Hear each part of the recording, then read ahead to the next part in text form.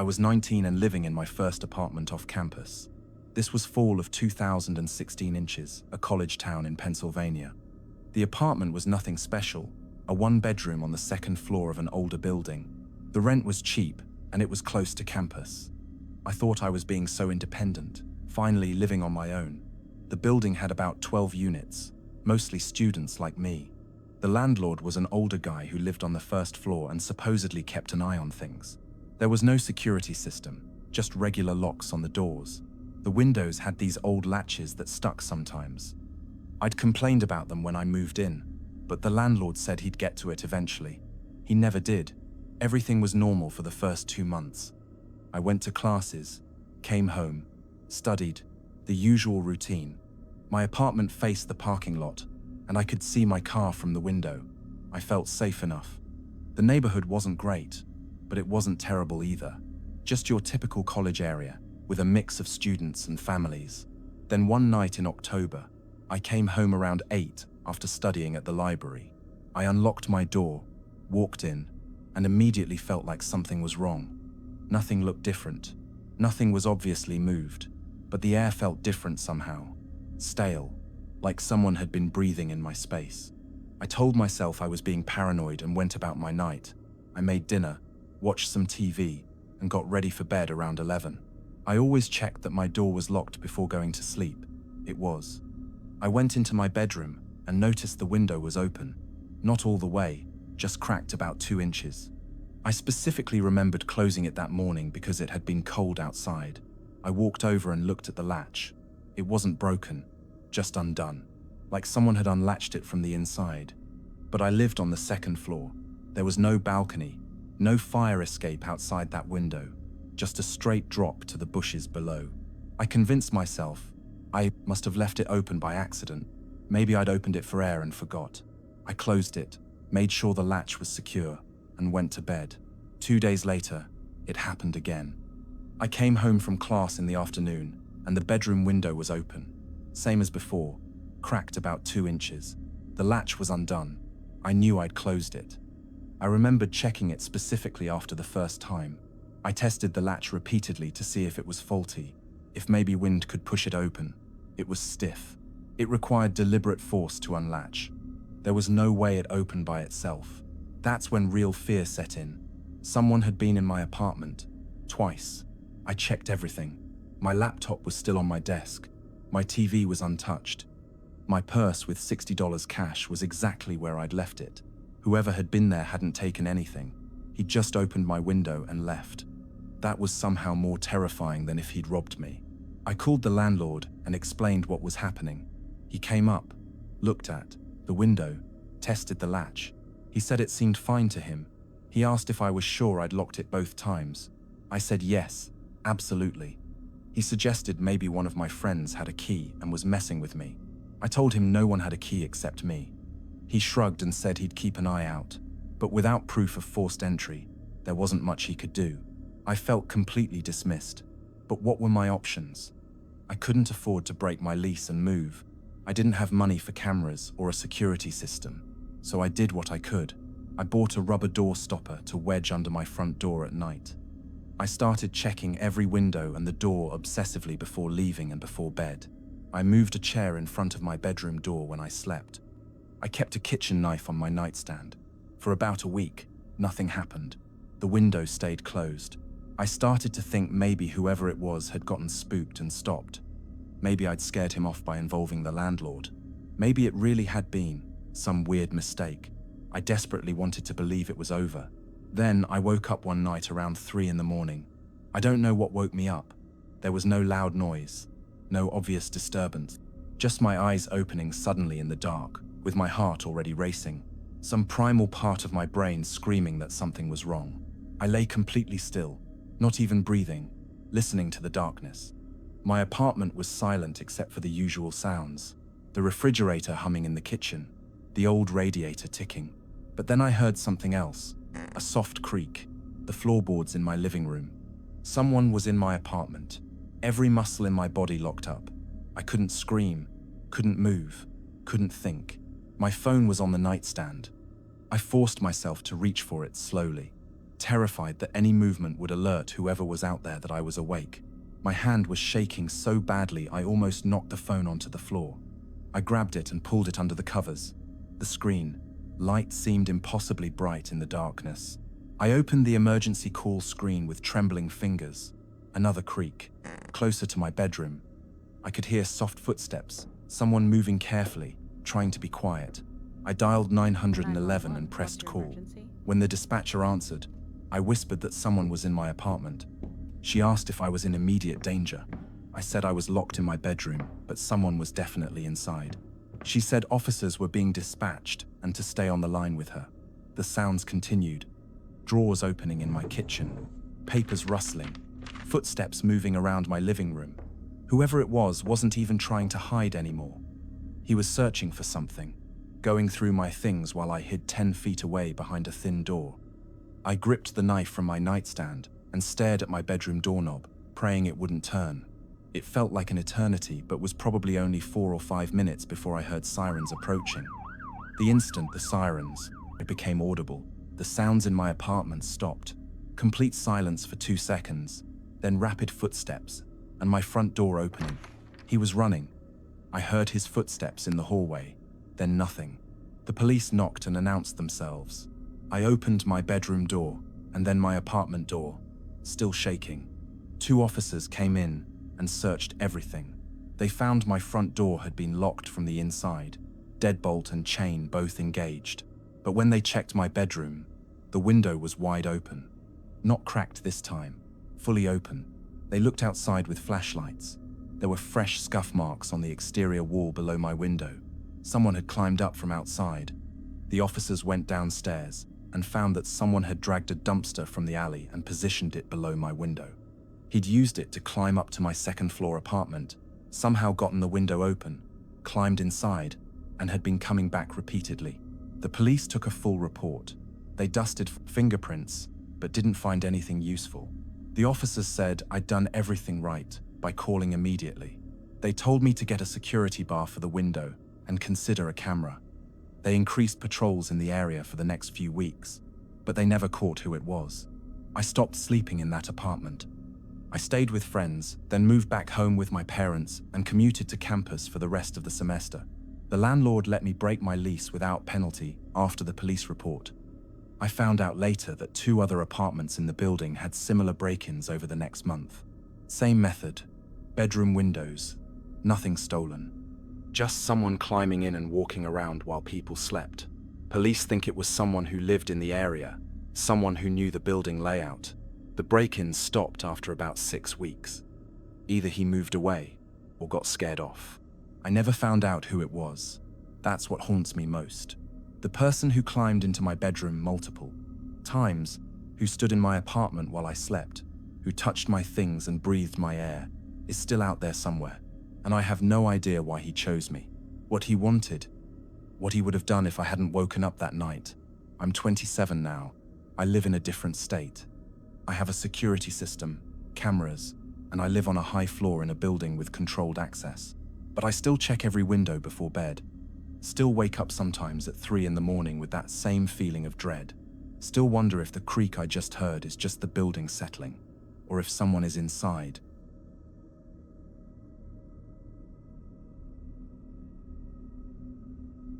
I was 32 when this happened, living in a house I'd just bought in a suburb outside Atlanta. This was summer of 2019. The house was older, built in the 70s, but it was in decent shape and in a good neighborhood. My realtor had told me the area was safe, family-friendly, low crime. That's what I wanted after years of apartment living, a place where I could feel secure. The house had a small backyard with a wooden privacy fence. There was a back door off the kitchen that led to a small patio. The door was one of those old ones with a window in the top half and a basic keyed lock. When I moved in, I had the locks changed on all the doors like you're supposed to. New keys, fresh start, everything secure. I lived there for about 3 months without any problems. I worked from home most days as a graphic designer, so I was in the house a lot. I got to know all the normal sounds, the way the floors creaked in certain spots, how the AC kicked on with a particular rattle. The house had its personality, and I'd learned it. Then, one morning in late July, I went into my kitchen to make coffee and noticed muddy footprints on the floor. Not a lot, just a few by the back door. They were boot prints, bigger than my feet, and they led from the door to the middle of the kitchen and then back to the door. Like someone had walked in, stood there for a moment, then left. I looked at the back door. It was closed and locked. I checked it twice, completely secured. I looked out the window at my backyard. Nothing unusual. The gate was still latched. I couldn't figure out how muddy footprints got into my kitchen. It had rained the night before, and the prints were definitely fresh. The mud was still slightly wet. I convinced myself I'd somehow tracked them in myself the previous evening and just hadn't noticed. Maybe I'd taken the trash out and forgot. My shoes were by the front door, and when I checked them, they were clean. But I talked myself into believing it was the only logical explanation. I cleaned up the prints and went about my day. 2 days later, it happened again. Same thing. Muddy boot prints by the back door. Except this time there were more of them, and they went further into the house, from the kitchen, through the dining room, and stopped at the bottom of the stairs that led to the second floor. Like someone had walked through my house and stood there looking up at my bedroom. The back door was still locked. The windows were all locked. There was no sign of forced entry anywhere. I checked every possible way someone could get in. Everything was secure, but someone had been in my house. The prints were too large to be mine, too distinct to be old prints I'd missed. Someone with muddy boots had walked through my house while I'd been home or asleep. I called the police. They came and took a report. The officer looked at the prints, measured them, took photos. He checked all my doors and windows. He said everything looked secure and asked if anything was missing. I checked. Nothing was gone. My laptop, my TV, my jewelry, all there. The officer said it was strange, but without signs of forced entry, he couldn't do much. He suggested I get a security system and said they'd increase patrols in the neighborhood. After the police left, I went to the hardware store and bought a security camera for the back door. I installed it myself that afternoon, angled to cover the entire patio and the door. I set it to record continuously and send alerts to my phone if it detected motion. I also bought a bar to wedge against the back door at night for extra security. For a week, nothing happened. The camera showed normal backyard activity. A cat walking through one night, a raccoon nosing around the trash, shadows from trees moving in the wind. No people, no footprints. I started to relax a little. Then I woke up one morning and immediately knew something was wrong. That feeling you get when your space has been violated, even if you can't immediately see why. I went downstairs and into the kitchen. More footprints, even more this time. From the back door, through the kitchen, through the dining room, up the stairs, and down the upstairs hallway. They stopped outside my bedroom door. My stomach dropped. Someone had walked through my house while I was sleeping and stood outside my bedroom. I checked the back door, locked, security bar still in place. I grabbed my phone and pulled up the security camera footage from last night. The video showed my back patio, empty and still, from around 11 p.m. when I went to bed. Hours of nothing. Then at 2:47 a.m., the kitchen light turned on inside the house. I could see it illuminating the patio through the window, but the camera pointed at the back door showed no one approaching from outside. No one opened the back door. The light just turned on. For about 3 minutes, the light stayed on. Then it turned off. The patio went dark again. Nothing else happened the rest of the night. But when I checked the kitchen that morning, there were those footprints leading from the back door. Someone had been inside. Someone had turned on the light. But they didn't come through the back door I was monitoring. I was shaking as I called the police again. Same officer came back. He looked at the footage, looked at the prints, checked every entry point again. He found nothing. He asked if anyone else had a key. I said no. I'd changed all the locks. He asked about the previous owners. I said I'd bought the house through a standard sale. All keys were turned over to me. The officer looked uncomfortable. He said he'd been responding to calls in this neighborhood for years and had never heard of anything like this. He suggested I might want to stay somewhere else for a few days while I figured out what was going on. He said he'd file the report, but honestly didn't know what to tell me. I called a locksmith that afternoon and had every single lock in the house changed again. New, deadbolts, new keyed locks, new everything. Cost me almost $400. I also bought 3 more cameras and placed them at every other entrance. Front door, side window, garage door. My whole house was being monitored. That night, I didn't sleep in my bedroom. I slept on my couch in the living room with all the lights on and my phone in my hand. I watched the camera feeds obsessively. Every shadow made me jump. Every sound made my heart race. But nothing happened that night. All cameras showed normal footage. No lights turning on. No movement. The next day, I did something I'd been putting off because it felt crazy. I went to my neighbors and asked if they'd noticed anything strange. Most of them said no, everything seemed normal. But an older woman 3 houses down gave me a strange look when I asked. She said she'd noticed my kitchen light turning on late at night a few times. She sometimes couldn't sleep and would look out her window. She'd seen my light on at odd hours, 2 or 3 in the morning, and wondered if I was okay. I asked her when she'd first noticed it. She said it started maybe a month after I moved in. So someone had been coming into my house regularly for 2 months before I even noticed the footprints. How many times had this person been inside while I slept upstairs? What had he been doing in my house? I couldn't stay there anymore. I packed a bag and went to stay with my sister across town. I told her everything. She thought I should sell the house and move. I wanted to, but I'd just bought it. I was locked into a mortgage. I couldn't just walk away without losing everything I'd invested. After 3 days at my sister's, I hired a private security company to do a complete sweep of my house. They checked everything. They found something I'd missed. There was a crawl space under the house, accessible from a small door in the garage. The door was hidden behind some boxes the previous owners had left. When the security team opened it, they found evidence that someone had been using that space.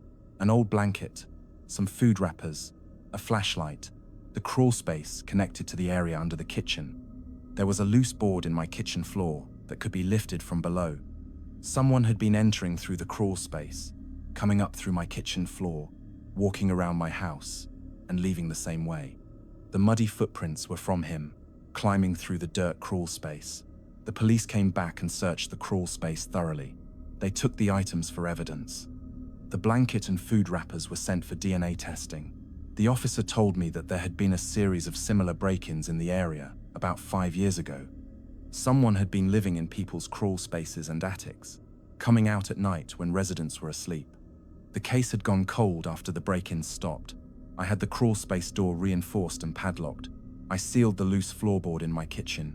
I kept all the cameras running, but I never felt safe in that house again. Every creak at night made me think someone was under my floor. Every shadow made me think he was back. I sold the house 8 months later and moved into an apartment in a high-rise building. No crawl spaces, no attics, concrete floors. I took a loss on the sale, but I didn't care. I needed to be somewhere I could feel secure. Somewhere no one could hide beneath me. The DNA from the items in the crawl space never matched anyone in the system. Police never identified who it was. For all I know, he's doing the same thing to someone else right now, finding houses with accessible crawl spaces and hidden loose boards, watching people sleep above him, walking through their homes in the middle of the night. I still think about those footprints sometimes. How many times he stood at the bottom of my stairs looking up. How many times he stood outside my bedroom door while I slept on the other side. What he was planning. What would have happened if I hadn't discovered those muddy prints that first morning. Some questions are better left unanswered.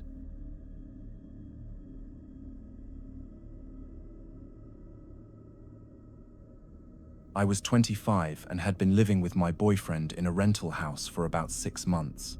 This was in 2020, right at the start of COVID lockdowns. We were both working from home and spending almost all our time in the house. It was a small 2-bedroom place in a quiet neighborhood in North Carolina. We felt lucky to have found it. The house came with just 2 keys, one for each of us. The landlord lived out of state and managed the property remotely. He had a local maintenance guy who handled any issues that came up.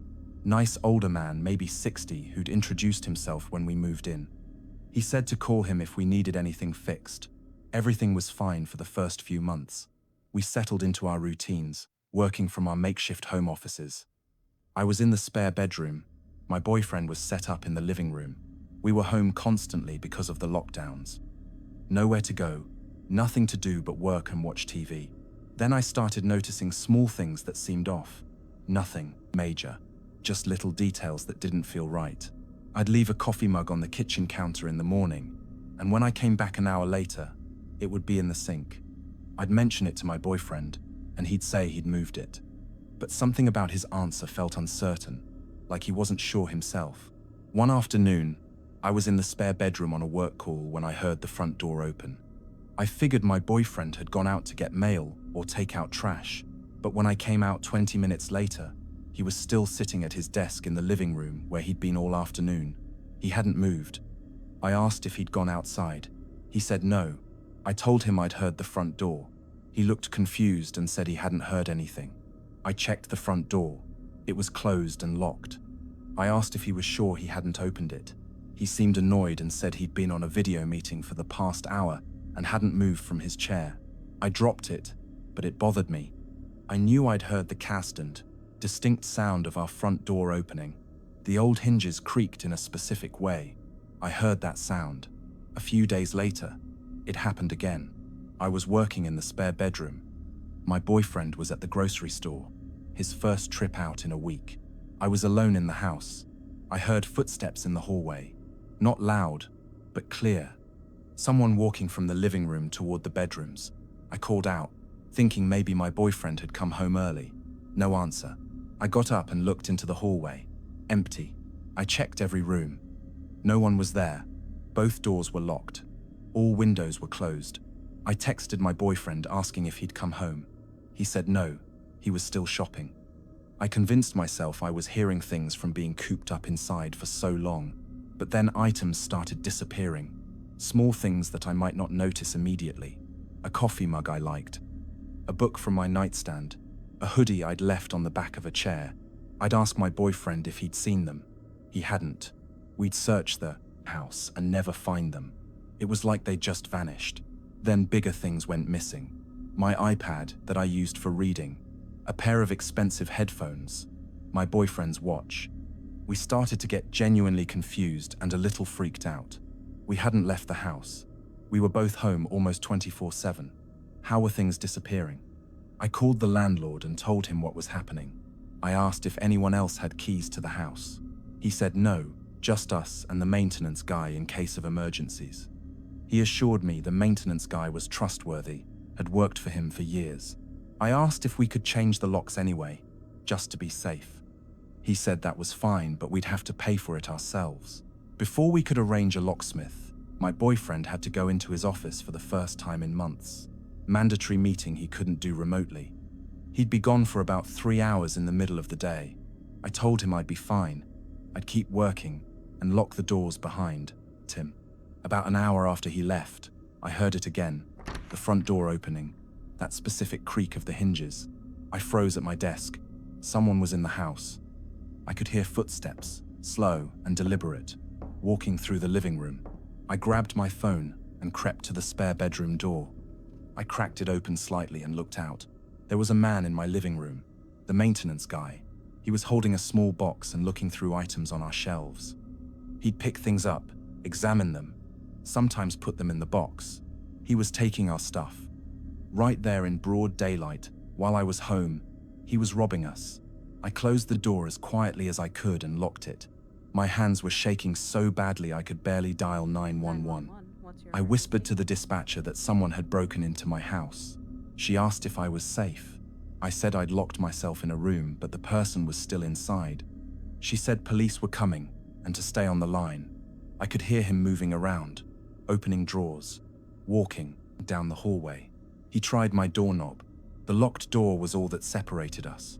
He knocked lightly and said my name, asked if I was home. His voice was friendly, casual, like nothing was wrong. Like he hadn't just broken into my house and been stealing from us for months. I didn't answer. I sat on the floor behind the door, holding my phone, barely breathing. He waited for a moment. Then I heard him walk back toward the living room. More sounds of things being moved. Then the front door opened and closed. He was gone. Police arrived about 5 minutes later. I let them in and explained everything.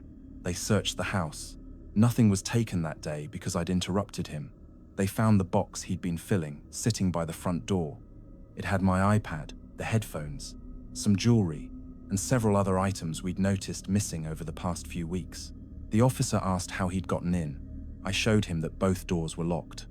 He asked about windows. All locked. Then I remembered. The keys. The maintenance guy had keys for emergencies. He'd been letting himself in, probably waiting until he thought we were both out or distracted, and taking things gradually so we wouldn't notice all at once. Police went to the maintenance guy's house. He wasn't there. They got a warrant and searched his place. They found dozens of items that clearly didn't belong to him. Electronics, jewelry, clothing, kitchen items, stuff from multiple houses. He'd been doing this for years, using his access as a maintenance worker to steal from tenants slowly over time.